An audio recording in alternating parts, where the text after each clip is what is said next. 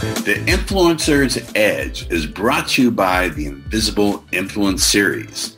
If you're ready to massively increase your sales by leveraging the power of subconscious persuasion, then make sure you text the word COMPEL to 411321. That's COMPEL to 411321. And if you're outside of the United States, then use WhatsApp and text the word COMPEL to 1-909-741-1321. Make sure you put in your best email address because that's how we'll deliver the goodies.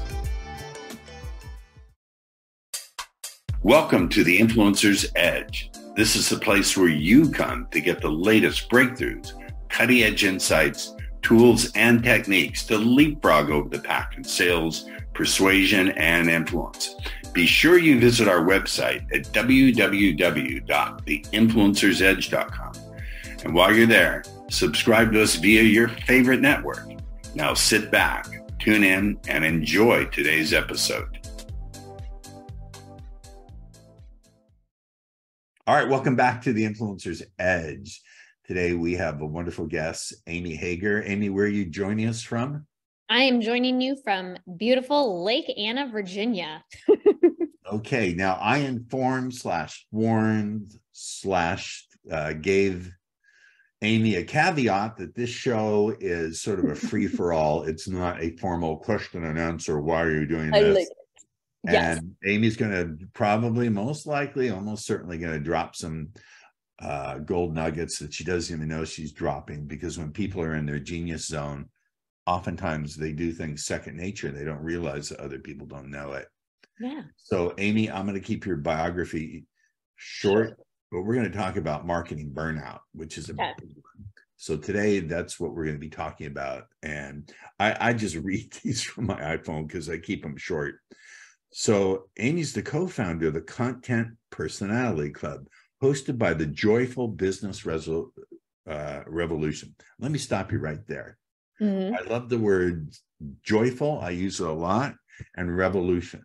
So let's back up and talk about, what do you mean by a joyful business revolution? And why do you emphasize joy? And why do you emphasize revolution? It's not the joyful business upgrade.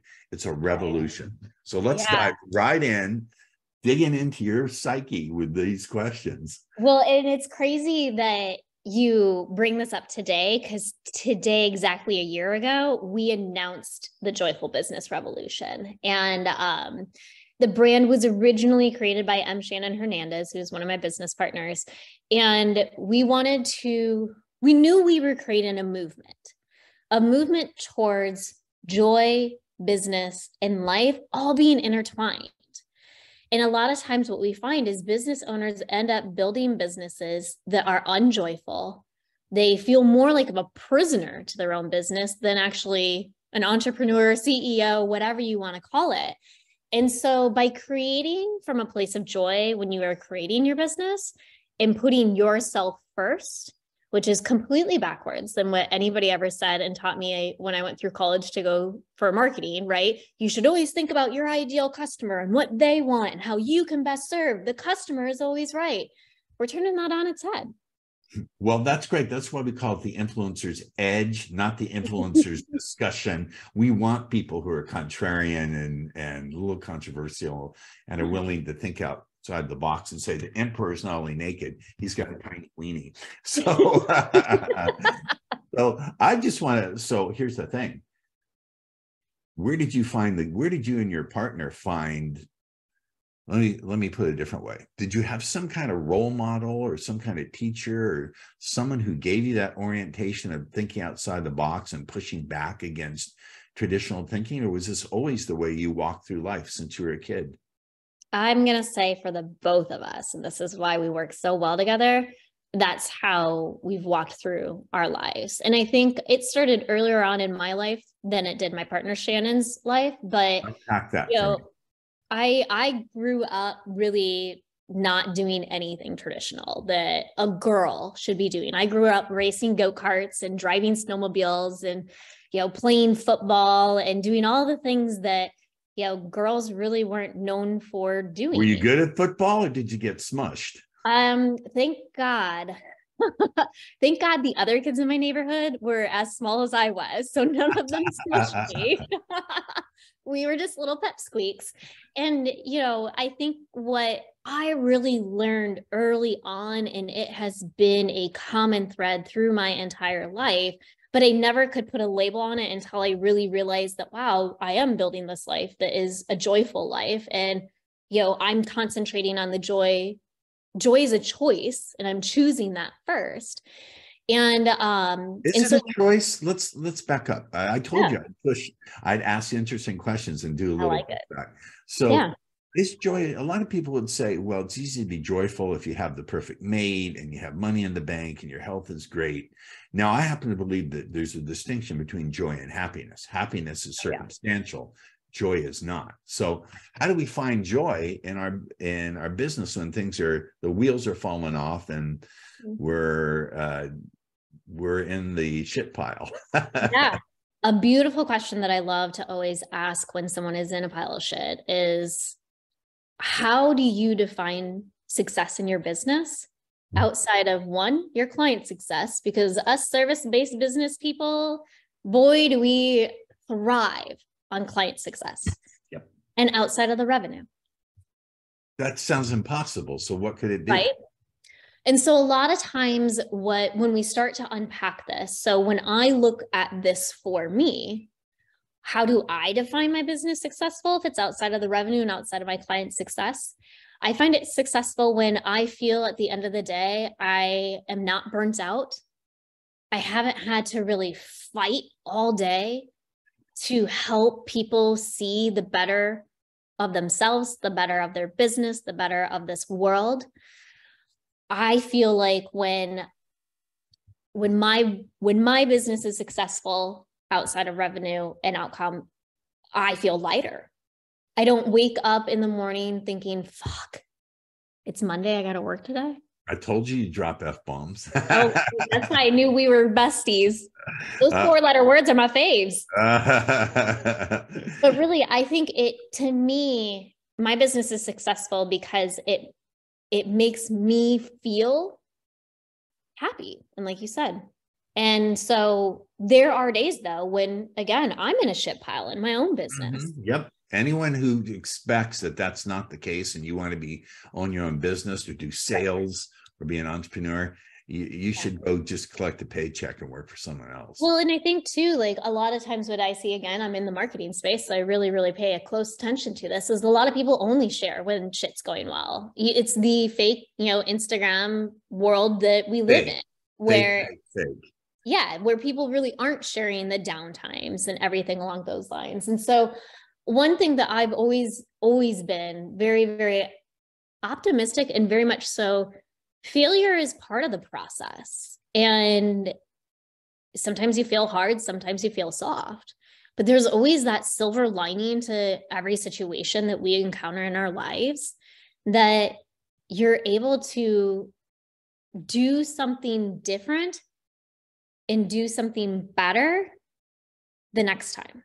The question, Amy, how do you have the discernment to figure out what those things are? And I'm assuming that you guide your clients into finding that discernment.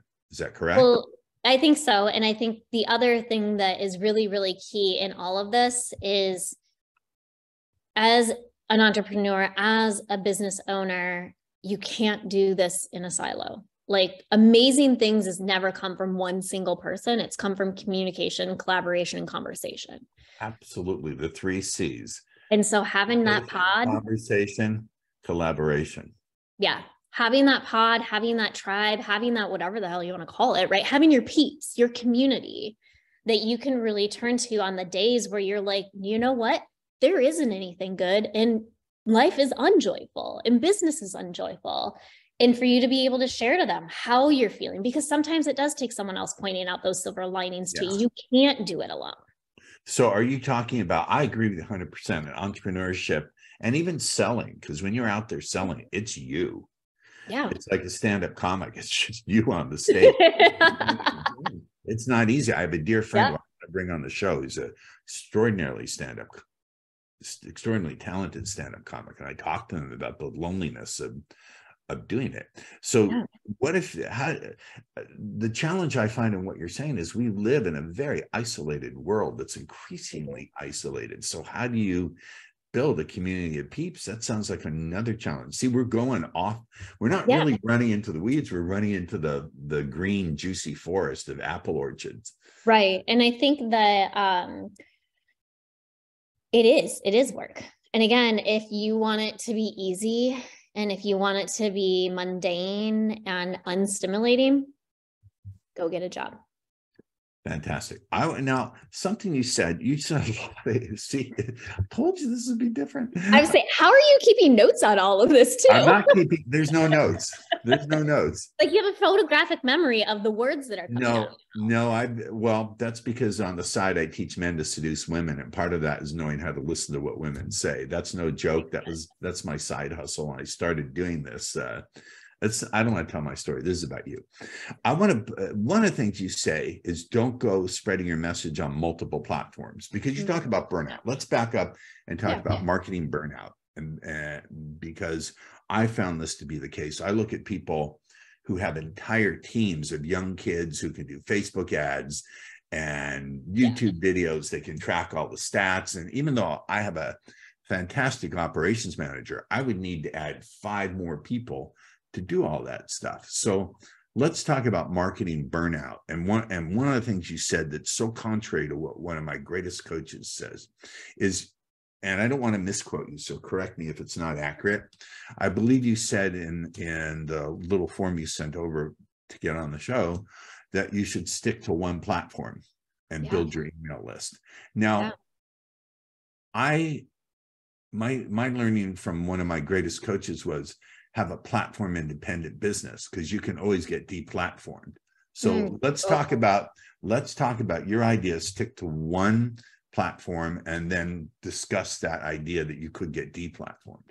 Well, and so I think what you're focused on is the wrong part of that sentence. Correct me. So it's be on one platform plus your email list, because you own your email list. You don't own the content that you put out on that platform, right? And so one of the easier ways, though, to connect with other humans is through social media, is through different platforms. And so when you really focused your marketing efforts on building that relationship so that someone wants to give you an email address and wants to give you their information, then building that email address or email list is that's your gold. I started out marketing back when we didn't have an internet, and oh my God, right? And so my email, we had emails. No, actually, we didn't have emails. We only had physical addresses and phone numbers. Right. So we did it all direct mail by snail mail.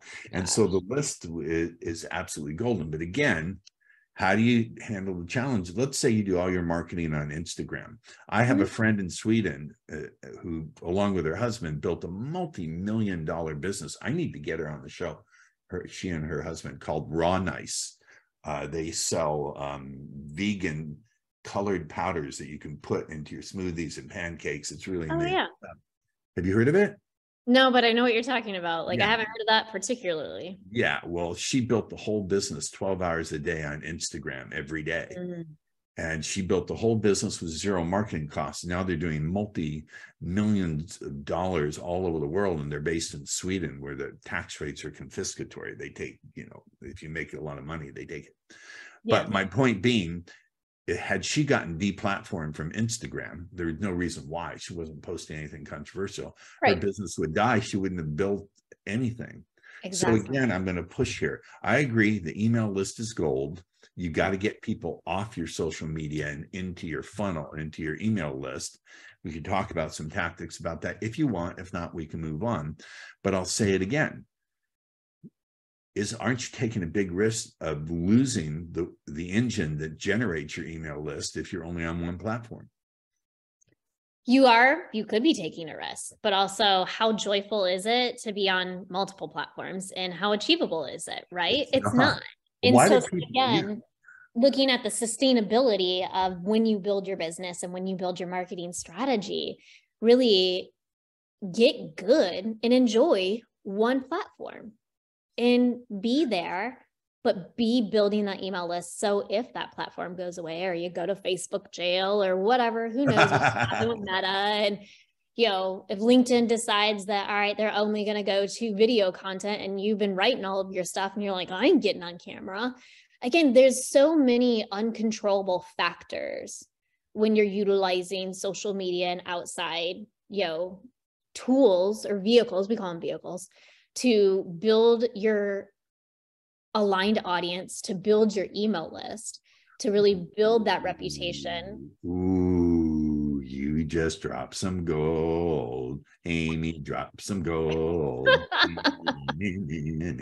You said aligned. I love that word as a mindset coach, and among other things, I love that.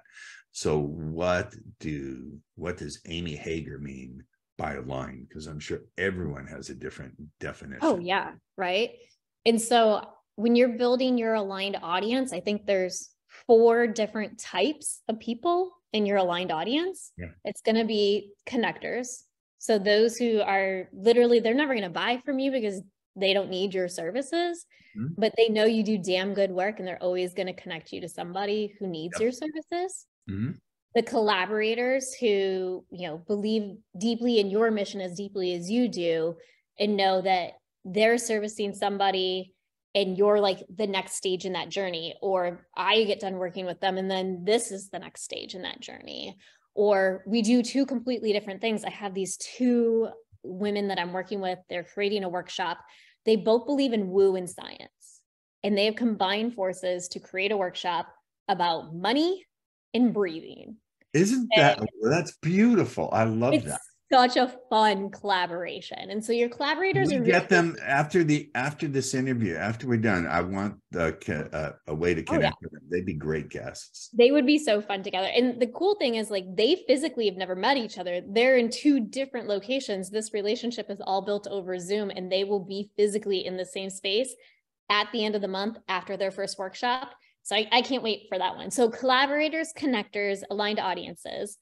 You have your watchers, those who are always going to watch you, but never actually engage, never actually buy.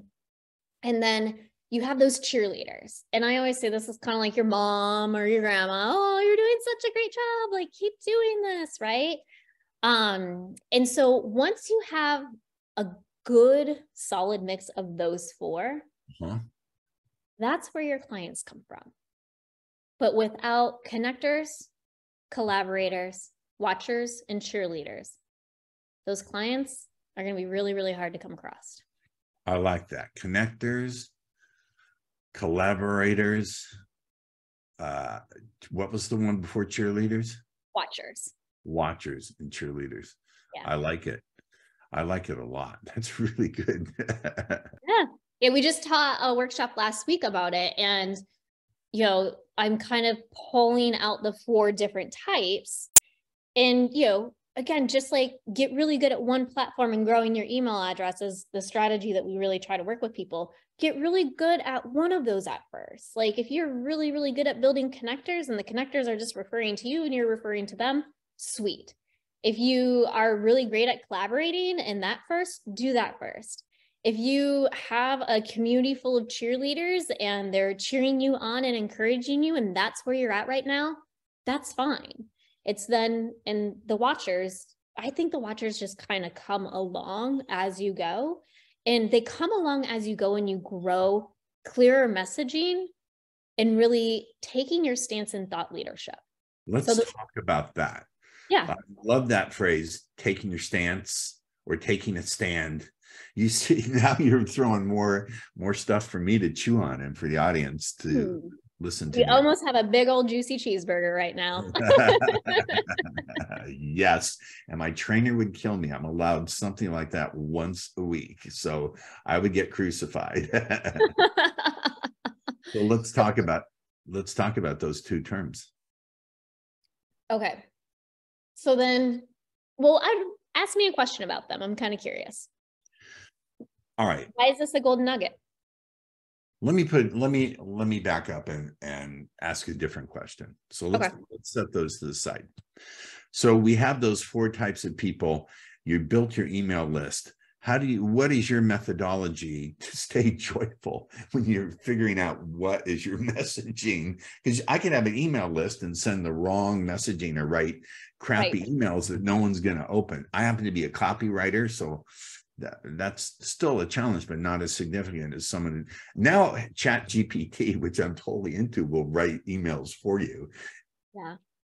And so then how do you find the joy when it's not actually working, when you're doing the things, but the messaging is failing? Well, one, messaging can't be created in a bubble. And so I would say, are you actually creating messaging through conversation in collaboration? And if you're trying to create it all on your own, trying to land the perfect thing, that is usually a strategy most people cannot actually do. And so then they beat themselves up. I should be able to do this. I'm a thought leader in this thing. This is my zone of genius. This is the gift I was given to do in this world. And so a lot of the mindset work needs to come in. And again, realizing beautiful things have not been built by a single person. It always comes through conversation. And so if you need a word vomit for 45 minutes over somebody to talk through to figure out what the hell your 30-second elevator speech is, that's okay. Find someone to word vomit on with. Come on, you've had to heard that term if you're a copywriter. No, let's take a break. No, I've never had a guest crack me up, but that's funny. Word vomit. Woo! Yeah. I don't have kids, but I get vomited on quite often when I'm doing messaging with people. I don't have kids. I have to deal with cat vomit, but I guess I have cat vomit, and that is bad enough. I got two. I would call them in here, but one of them likes to jump on the computer and get all over the place. Yeah, I'm working at a bar top, so they don't jump this high, but they're like little sharks sometimes when it's feeding time, you know. I love it, man. Too bad you live across the country. I'd ask you for a date. And a brilliant woman, and you love cats. Wow, that's amazing. All right, let me turn. You got me thrown with laughter here, so I'm gonna have to turn focus. I'm gonna have to turn back. You're going back to my form. I'm going back to your freaking form. I love doing this. Can I just say, this is one of the joy. I love almost all of my work. Some parts I have to plow through, but doing these things and having these conversations, it's fun. Well, again, it's a choice. Oh my God. Oh my God. Kind messaging. You talk about kind messaging. Now, here's a pushback. Again, I'm going to give one of the greatest marketing geniuses of our time, one of my original coaches, Dan Kennedy. Do you know who Dan is? Yep. Mm-hmm. Now, Dan does not believe in kind marketing, kind messaging. His whole thing is to be contrarian and controversial, a little bit crusty, and to deliberately weed out as quickly as possible with your messaging that people are not going to be a fit. Oh, so, totally. Your messaging is only working when people either love or they hate it, right? So how are you going to be kind and create messaging that's going to be polarizing? To me, it's one or the other. So this is true genius. If you know how to combine these, I'm hiring you for some coaching. I'm not kidding. Only am I getting you to laugh, I'm gaining a client today, Paul. I love it. One time, which is recent, I hired a coach who, what she does is teach highly creative people, high creatives, how to be organized in their own way. And my work output is skyrocketed thanks to her. So let's talk about it. I love that. Well, okay. So kind messaging. So a lot of times the easiest type of messaging to create is what we call pain point messaging. What is the problem, or what is someone struggling with, right? When they need to come to you, to your business for a solution. Well, that works. It's time tested and it works. It's time tested and it works. But in a world where there's so much shit going wrong and all of our mental states are going down the trash, I don't want to contribute to that with my messaging. And so we really, really focus on, you can create the pain messaging first, but how do we turn that pain messaging into more hopeful messaging, into prosper messaging, into kind messaging? And so instead of beating people up saying, oh, you have no clients and you hate your business and you really question whether you're actually good at what you do, we don't really say those things to people. We don't lead with that. Well, what do you lead with then that gets their attention? So we really, to be honest, what really gets people's attention is asking the question is, if you could choose joy today, what joy would you choose in your business? And why? Going back to the why did you start this thing? Going back to the looking inside yourself and really pulling from that place to then start building the messaging, building the larger, again, we're creating revolutions and movements here. It's always something bigger than you. And so by creating that thing that someone wants to be a part of because they can see the vision in the future and the hope in it, that's where kind messaging comes into play. You know what I would like to do? I've never done this with a guest before. I'm going to throw you for a loop. I'm going to throw myself for a loop and the audience for a loop.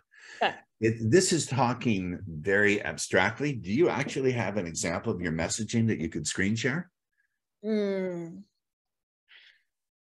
me pull. We can pause the recording while you find it. Need to. Yeah. All right. We're going to pause for a second. We'll be right back, ladies and gentlemen. Okay.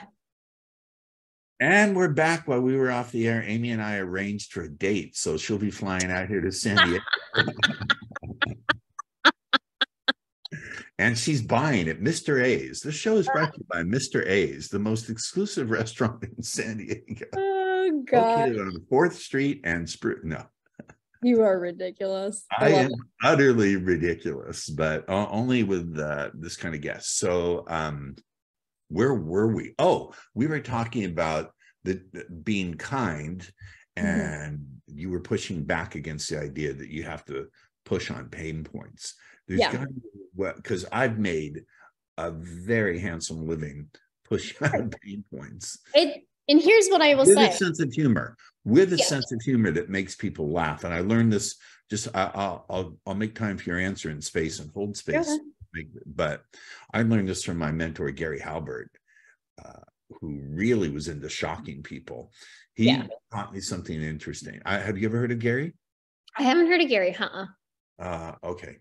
Well, Gary said in a seminar I went to in the early 90s, he said, what's the most read publication in the world? And everyone said, well, it's the Bible. He said, no, that's the most purchased. The most read one is TV Guide. You got it. Yeah. Because he said, and P.T. Barnum said, no one ever went broke underestimating the intelligence of the American public. So how do you combine being kind with, you don't push on pain points at all, or how do you combine can you be kind and be contrarian? So I do think it is, and it's a delicate dance, and it is a very different way of thinking about marketing. And there's been plenty people who made millions of dollars off of pain point marketing and just really focusing on where someone is right now, which is usually kind of down in the dumps or down on something, or something's not working and they need to fix it and they need a solution. And again, I think that's the easiest marketing to create.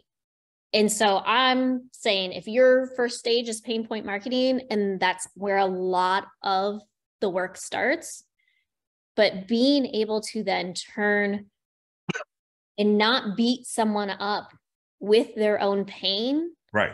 I get it.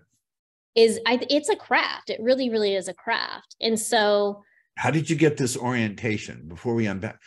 Where did that orientation come from to be kind? To be honest, it came more from my partner, because as she's a much higher empath, I would say, than I am. Oh, okay. And so from her going through the purchasing cycle and reading, all right, I need a coach because of this, or I want to work with somebody because this is my current problem, and reading. And she would, we'd read through whatever the description was, whatever the marketing piece was, listen to the video or the talk, and just feel like, well, shit, like, yeah, I really suck. I really suck. And yeah, I guess you're the only one that can save me. And it puts the energy more into a rescue energy. Yes. And you have to save me energy. And I know that's not who we want to work with. Like, I'm not going to be able to save your business. That's right. And being saviors wind up offend people. Saviors wind up nailed up. And it's not, even if it works, I think ultimately, and this is something I personally struggled with, because as I said, I've worked with guys, we'll talk about this off the air, for 30 years, helping guys who've never had a date in 40 years or 30 years to, and oftentimes I feel like I have to save them, and it's not good for me personally. So you're absolutely right on that. Well, and I think too, the other thing that traditional marketing has taught us is that I think as we have evolved as humans and we've gone through this journey of life, I think how I make a purchasing decision is so different than the generation ahead of me, and so different than the generation ahead of them. And so if we are looking at where we are in this time and place now, and the sustainability of business and the sustainability of you as an entrepreneur, some of those tactics are slowly going out the door. And the switch of the consumer, people tend to buy from people that they like. And so if you're joking, and again, we talked about this already, you're messaging either people love or hate you.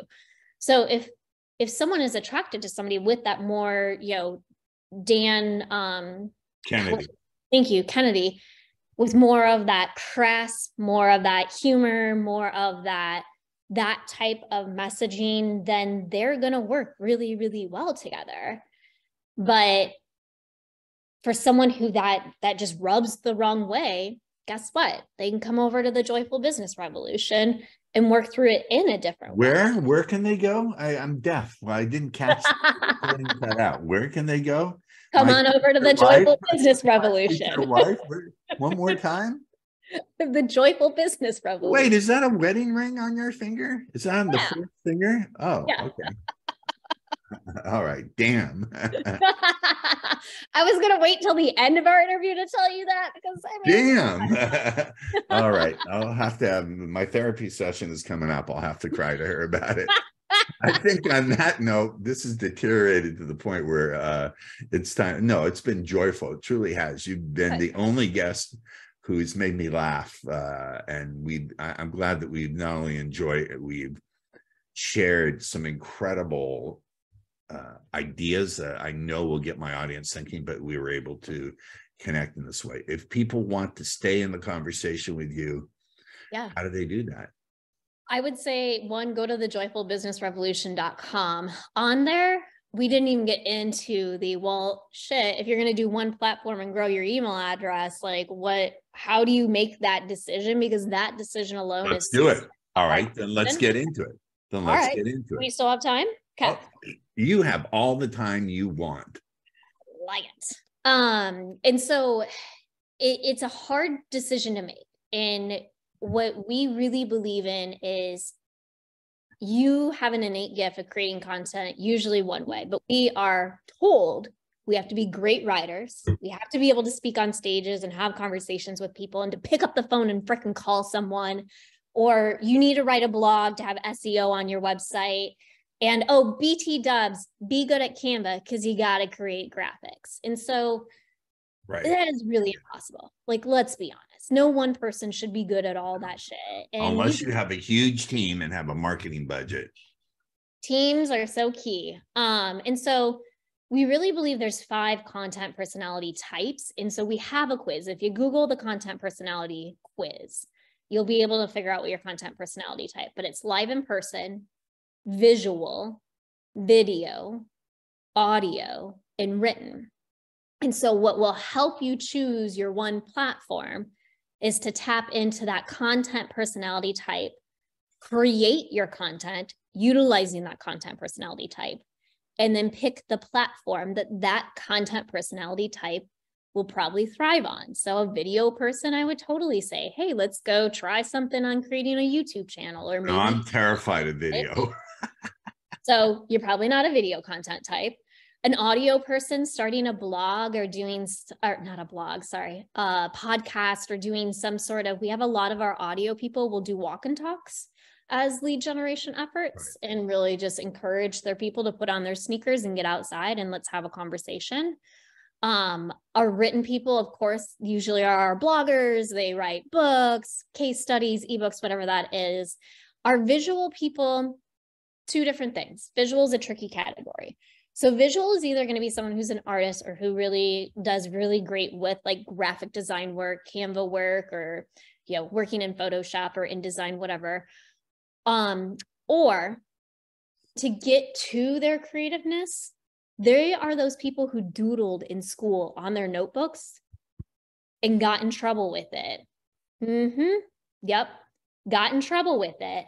And they need that doodle stimulation in order to stimulate the creativeness. Absolutely. So I have one woman who is painting her entire house and creating her entire content while she paints, because it's that painting that is really, really helping inspire the content, right? Absolutely. And the last one is live in person, which I'm a live in person person. I can sit here and talk on Zoom to you all day, every day. Getting up on a stage or hosting a workshop doesn't scare me. And that's really, really where I thrive. Right. And so by really tapping into, all right, creating your content using that type, and then finding the platform, that vehicle to really execute on, and then making sure that you always call in the email addresses. So what did I do here? I told you all to go take that quiz. Guess what? You got to give me your email address to take the damn quiz. Oh, okay. So how do they do that? So right there, live and content personality right there. So you go to content personality, you can Google content personality quiz, or if you go to joyfulbusinessrevolution.com, it's on the top of the page there. And literally it should take 3 minutes to take the quiz. I should have had you take it before we started today, Paul, so that we could really talk through what your content. The results it would give you is I love writing. I love it. I'm very good. I'm just saying I'm very good at it. I love being on stage. I love being on video too. So I'm 3. So you can only be 1. And just because you love it does not mean it's the right energy to sell your services from. When I'm on stage, I have like a 70 to 80% close ratio, but those things are harder to come by. I control how often I can put out emails, which I send out, and I can also control how often I do video, and I have really great impact with my voice, as you can hear. Yep. Which is, again, it ties into that live in-person content type. But when you look at where do you convert the most sales from, and if you then tapped into that, and a great example, let me tell you this story. So my partner, again, M. Shannon Hernandez, created this damn quiz, and she kept taking it, and kept getting live in person. She's an introvert. She's written a book. She used to be a teacher. She's an empath. She was like, bullshit. I am not live in person. I don't want to be around a ton of people, yada, yada, yada. And she kept relying on written. She kept writing her blog. She published another book, and it was doing okay for her business. But when she really listened to her own damn advice and tapped into the live in-person content type and started to teach in, Zoom communities, to teach more on stages, to speak more on stages, that's where she really broke that. She was stuck at like 200K. She instantly, within the year that she decided to make this shift in her marketing strategy, 400,000. Got it. So really, you can do the other things, and you may enjoy. She still writes. She writes in her journal every day. She ended up writing another book. But it's where your energy best shows up, where you get your highest enrollment and your highest engagement. Yeah. And on that note, one more time, how do they connect with you? JoyfulBusinessRevolution.com. Right. Search for the content personality quiz. You can also look me up on Facebook, Amy, A-M-Y, Hager, H-A-G-E-R. Right. And I'd love to connect. Yeah, and you'll give me your phone number off the air. Paul, you texted me earlier, you goober. You already have I know, a goober, more like geezer. I should start a website, geezerdate.com. it. May be. That may be a new line of service. I don't know, or medsmatch.com, where you find someone whose psychiatric meds don't interact with yours. That's an interesting way to go about it, actually. Yeah, okay. Anyway, I'm very silly. I don't get this way in any of my episodes, but you've broken the mold here with me. Amy, I want to thank you for being an incredibly informative and even more so entertaining guest. I've loved this. This has made my morning and my entire work day. So thank you, ladies and gentlemen, and anything in between. I'm going to get in trouble for having said that, but I don't give a frack. It's my podcast, and we'll see you again on the Influencer's Edge. Thanks again, Amy. Mm-hmm. Thank you. Okay, Tracy, cut. Hold on. The Influencer's Edge is brought to you by the Invisible Influence Series.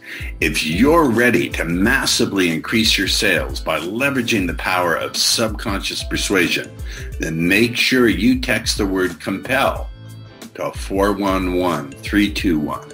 That's COMPEL to 411321. And if you're outside of the United States, then use WhatsApp and text the word COMPEL to 1-909-741-1321. Make sure you put in your best email address, because that's how we'll deliver the goodies. Thank you for tuning in to the Influencer's Edge, where you get the latest breakthroughs, cutting-edge insights, tools, and techniques so you can leapfrog over the pack in sales, influence, and persuasion. Remember to visit our website at www.theinfluencersedge.com to enjoy even more great episodes like this one. We look forward to seeing you again on the Influencer's Edge Show.